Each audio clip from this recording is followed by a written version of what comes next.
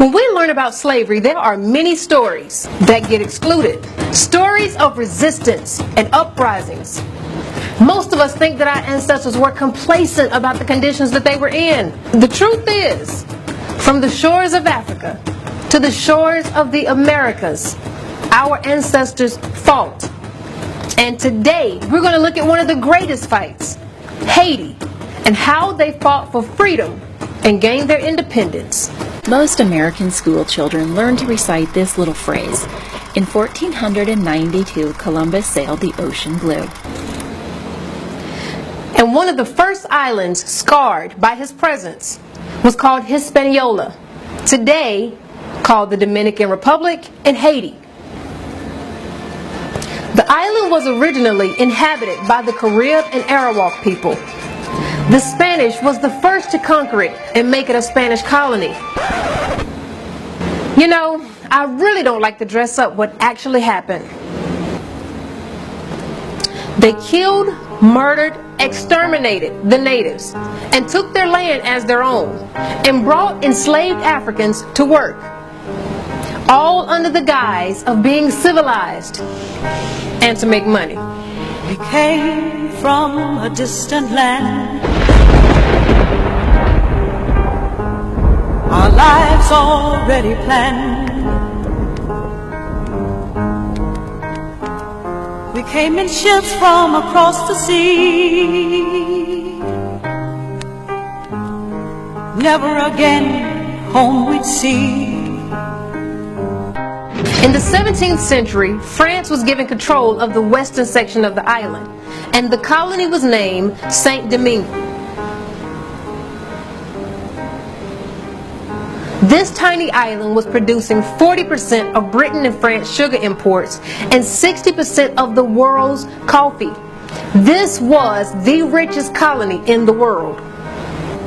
Those figures alone tells me that there was some serious exploitation of our ancestors. Our masters saw we worked from morn till night, never given human rights. Though years passings remain the same, children born with no last names. What is to become of thee? Many planters in the West Indies found it easier to work a slave to death in his or her prime working age than to be bothered with them in their useless old age. Therefore, the average lifespan of an enslaved African brought to this island was 7 years. Black lives were indispensable. And needless to say that the cruelty and the torture on this island was sadistic.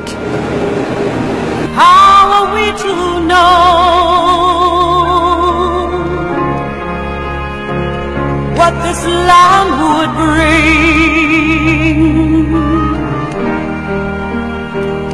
That our blood would flow because of the color of our skin being black.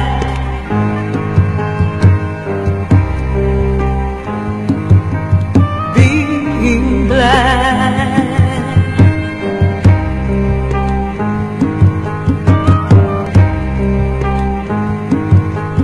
Death is sweeter than continued life under tyranny.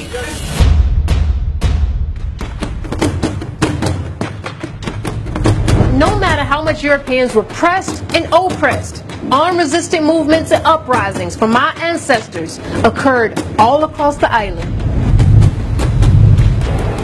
On August 14, 1791, an independent revolutionary struggle was prepared and led by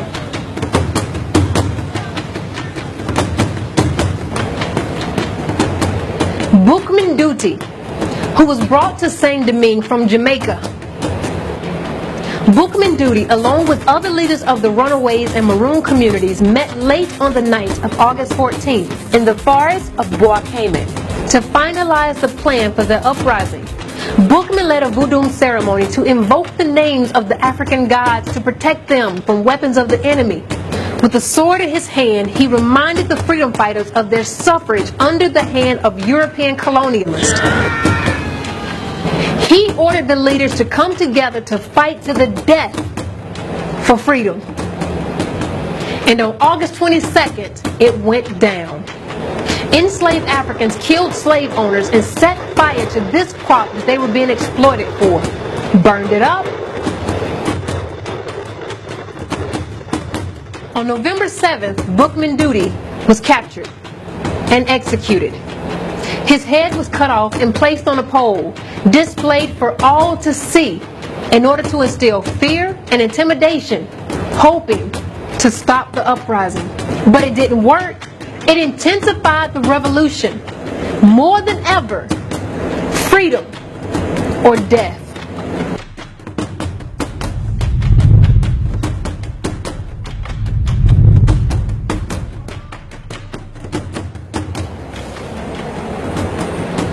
Toussaint Overture was captured by the French and sold into slavery to Haiti.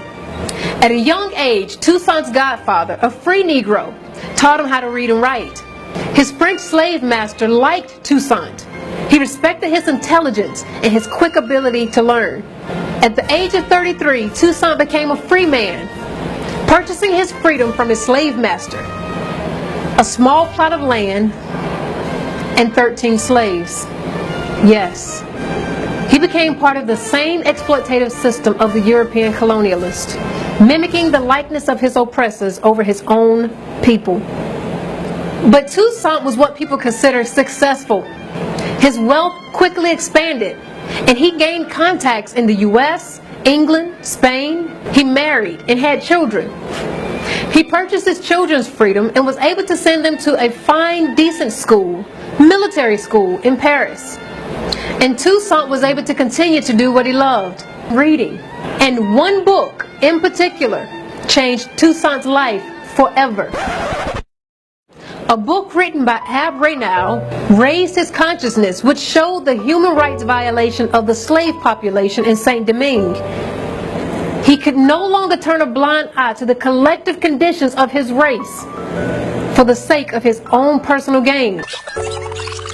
He could no longer turn a blind eye to the collective conditions of his race for the sake of his own personal gain. You get my point.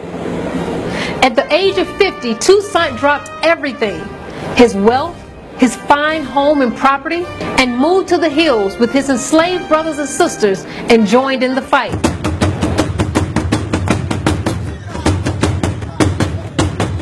At this point in the fight for liberation, the slave Maroons were disorganized. They were fighting for the freedom of individual Maroon clans, but Toussaint saw the bigger picture. Freedom for all. So he unified all of these different Maroon communities into one large army.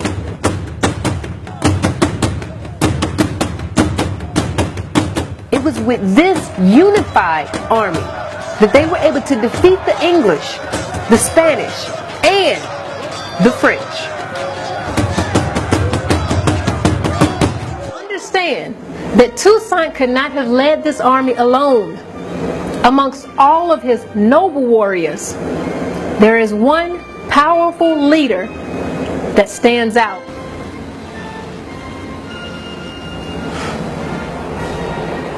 Jean-Jacques Dessalines. Born an enslaved African, Dessalines was known for being a tactical and ruthless leader. Although he was illiterate, he became a greater soldier than Toussaint in terms of his fighting abilities. He did not hesitate to fight colonizers in the same manner that they fought Africans. Even Toussaint didn't always agree with Dessalines' tactics. But he grew up seeing how uncivilized the European colonialists were and understood being diplomatic with an undiplomatic enemy would not gain you independence.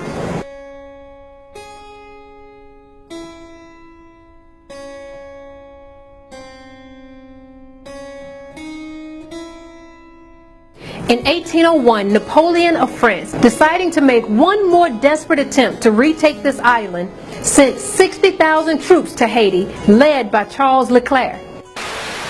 France was assisted by massive help from England, the main imperial power, by the United States, by others.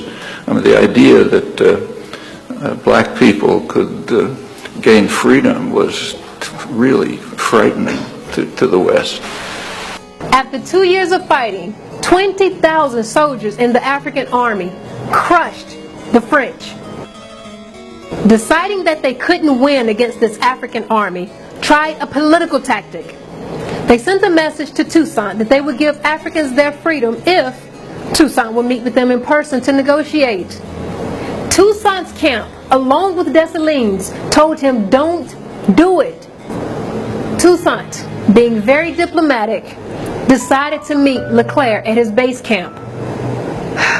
Toussaint was taken into custody, shipped off to France, placed in a dungeon cell, exposed to the cold climate, eventually dying of pneumonia. But that was the wrong move by France, because an army that was once led by a more diplomatic leader was now taken over by Jean-Jacques Dessalines, and he didn't trust colonizers one bit. Dessalines wanted total independence and showed no mercy in ridding European colonialists from the island. Dessalines took over and defeated the French for the second time, and on January 1st, 1804, after removing the remaining slave owners, officially proclaimed the country's independence, renaming it Haiti. Haiti. The name given to the island by the indigenous people. Haiti did not fight this enemy just for the blacks in that country. They fought and created an independent country for every black in the world, especially those who were being subjugated to the harsh treatment of Europeans. Haiti is a very, very, very, very important island in the Pan-African struggle. Haiti brings pride to Africans who know history.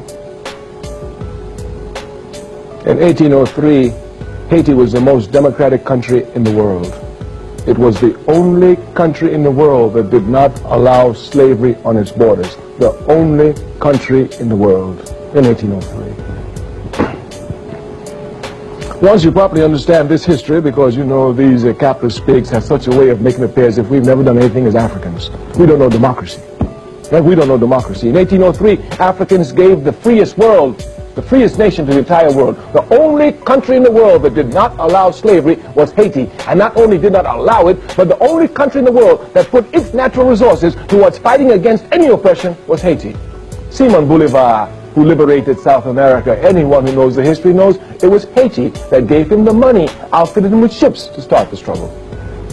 And the Haitians demanded only one thing of Bolivar. When you free Venezuela, when you free Colombia, when you free Argentina, when you free Peru, free the slaves. The only condition of which they required of Simon Bolivar. This is history. You can't hide the truth, and if you know your history, you look for history, you'll find it. You can imagine the threat that that Haiti imposed upon America since 1803. There was nothing that American imperialism, one other thing I must tell you. From this period, 1803, Haiti fought every major European power, the Americans, the French, the Spanish, the Germans, the Portuguese, all of them, trying to bring Haiti down, and not one of them could make Haiti renege on her democratic principles. On that country, there would never be on that territory a slave. Every man, every woman was free. You just make it to Haiti and you're free, no slavery. Everywhere else there was slavery, everywhere else. In the great America, they were, let's not talk about that. So anyway, you could imagine the threat that Haiti posed. American imperialism, all of its life, had only one objective: to bring those slaves back onto the plantation. There was only one objective: bring those slaves back to the plantation. And America, France, all of them could not bring Haiti back to the plantation. Even after slavery was made illegal throughout the Western Hemisphere and was even abandoned and emancipation proclamations were read everywhere, Haiti continued to be the guiding inspiration for Africans throughout the Western Hemisphere. After their independence, Haiti continued to fight for others to gain their freedom. And for that, we thank all of our revolutionary-minded brothers and sisters of Haití.